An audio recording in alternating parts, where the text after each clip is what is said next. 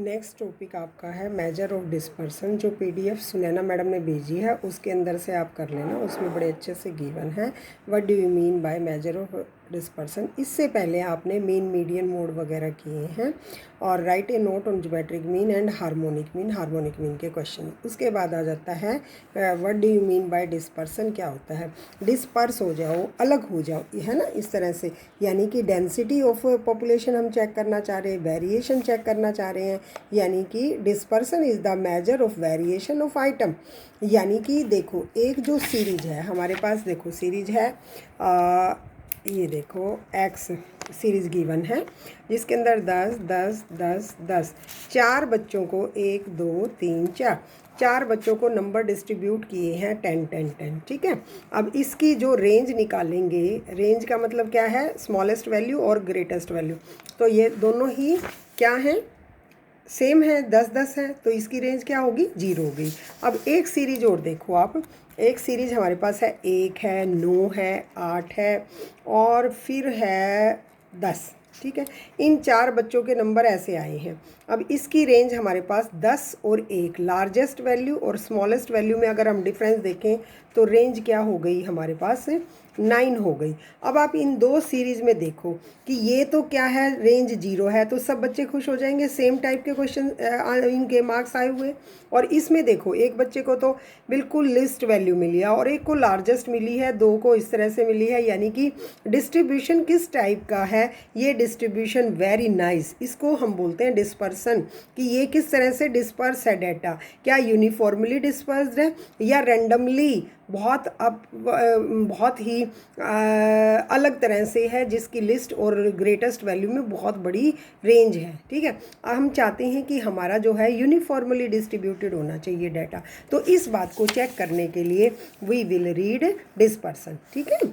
तो यह डिस्पर्शन का मतलब है measure of variation in the item.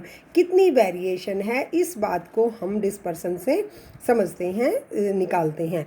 Dispersion is a measure of extent to which individual item vary. Dispersion तो वो मेजरमेंट है जो कि किस एक्सटेंट तक इंडिविजुअल आइटम वेरी कर रहा है, उसको क्या है, पता लगाता है। ठीक है। अब क्या है कि जैसे डिस्पर्सन का तो आपको थोड़ा सा मतलब पता लग ही गया है। तो अब वो कहते हैं क्या काम आता है, what is the objective of measuring dispersion. क्या? To reliability of average value.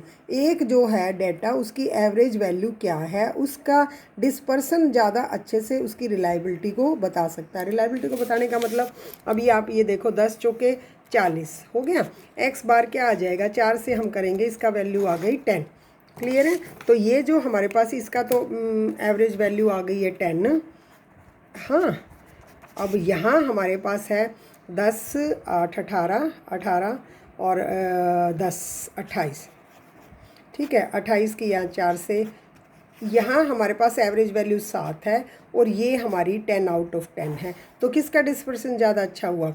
Average value से तो ये ज़्यादा एवरेज वैल्यू है, ये कम है, बस ऐसे ही पता लग रहा है ना। और जबकि हमें पता है ये तो सबको बहुत अच्छा मिला हुआ है, सबको एक जैसे नंबर मिले हुए हैं। तो ये एवरेज वैल्यू हमारे को ये बताने में वेरिएशन है या नहीं, डाटा सक्षम नहीं है, कैपेबल नहीं है।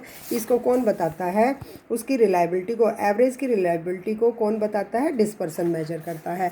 और जब हम कंपेयर करना चाह रहे हैं 2 और 3 सीरीज़ को, इन दोनों सीरीज़ को अगर आप कंपेयर करोगे तो अच्छी कौन सी है?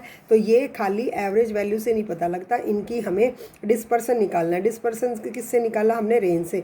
जिसकी रेंज कम होती है वो डाटा अच्छा होता है। तो इस तरह से हमें कंपैरिजन पर्पज़ के लिए भी, जब हम कंपेयर करना चाह रहे हैं 2 सीरीज़ को, तब भी हम क्या यूज़ करते हैं? डिस्पर्सन निकालते हैं। फिर facilitate the value of other statistical, बहुत सारे और मेजर हैं जिनके लिए हमें डिस्पर्सन की आवश्यकता होती है, ज़रूरत होती है, इस वजह से भी हमें पढ़ना है। Basic of statistical quality control, और जो स्टैटिस्टिकल क्वालिटी कंट्रोल एक सब्जेक्ट पूरा है वो सारा का सारा वेरिएशन पे बेस्ड है। अगर डाटा में वेरिएशन चेक करना है, यानी कि quality of the product check करनी है, तो हमें डिस्पर्सन पढ़ना ही पढ़ना पड़ेगा। So these are the 4 reason कि हम डिस्पर्सन पढ़ें। Then what are the quality of a good dispersion. Good person की क्या क्वालिटी है कि आराम से समझ में आ जाए, आराम से कैलकुलेट कर रहे हैं, यूनिकली डिफाइन हो। ये नहीं कि एक बच्चा अलग से बोल रहा है, दूसरा बच्चा दूसरी तरह से डिफाइन कर रहा है, यूनिकली मैथमेटिकली डिफाइन हो। और सारी ऑब्जर्वेशंस पे बेस्ड होना चाहिए, सारी ऑब्जर्वेशन पे बेस्ड है। जैसे यहाँ हम ये वाला रेंज हम निकाल रहे हैं तो लिस्ट और ग्रेटेस्ट वैल्यू को डिफरेंस देख रहे हैं, तो यहाँ हम चेक कर रहे हैं ना सारी वैल्यू को।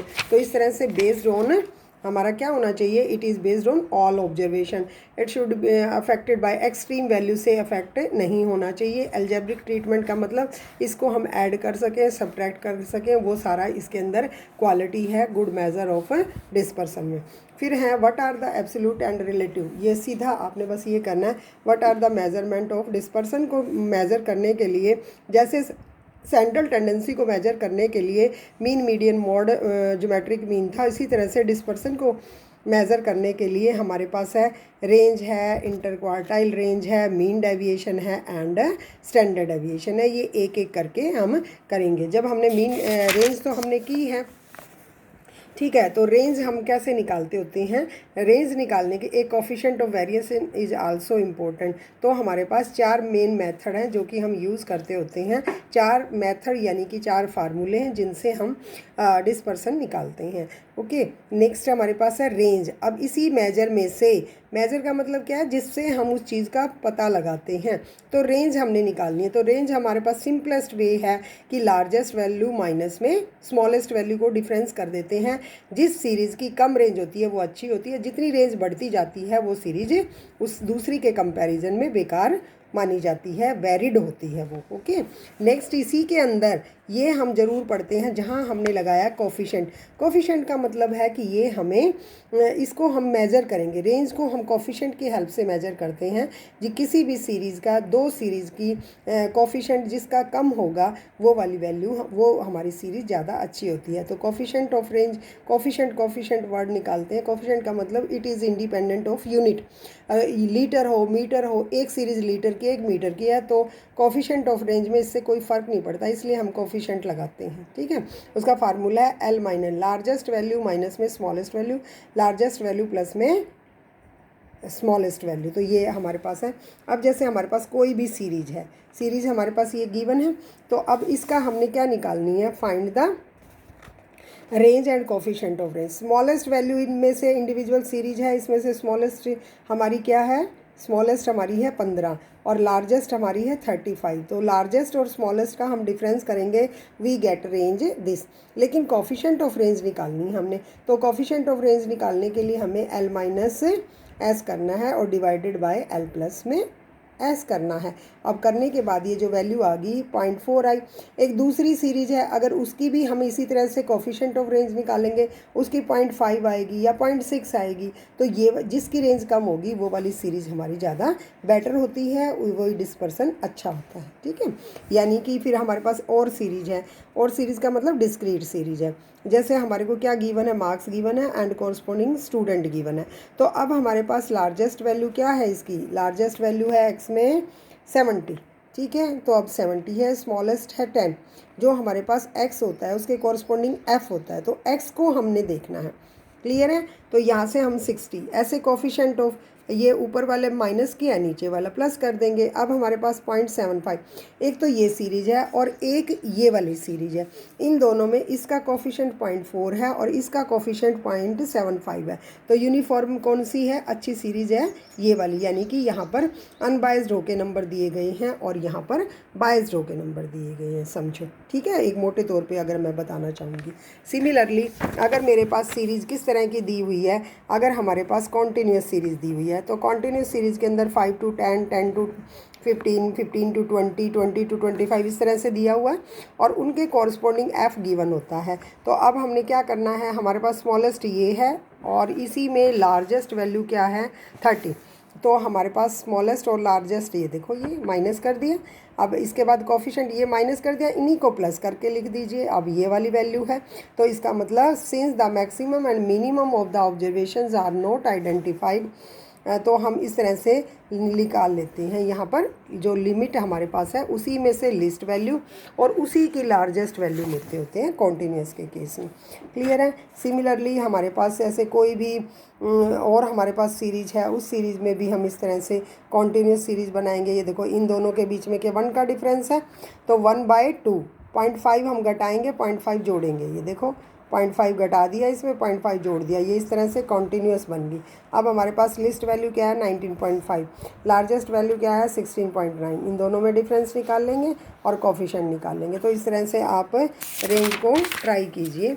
बट जो रेंज है उसकी डीमेरिट हमारे पास क्या है कि ये it is not based on all observation पे बेस्ड नहीं है, फ्लक्चुएशन आती है इसके उसमें। It is affected by extreme value से इफेक्ट होती है। ओपन एंडेड सीरीज हो तब हम अप्लाई नहीं कर सकते। So these are the demerit of range.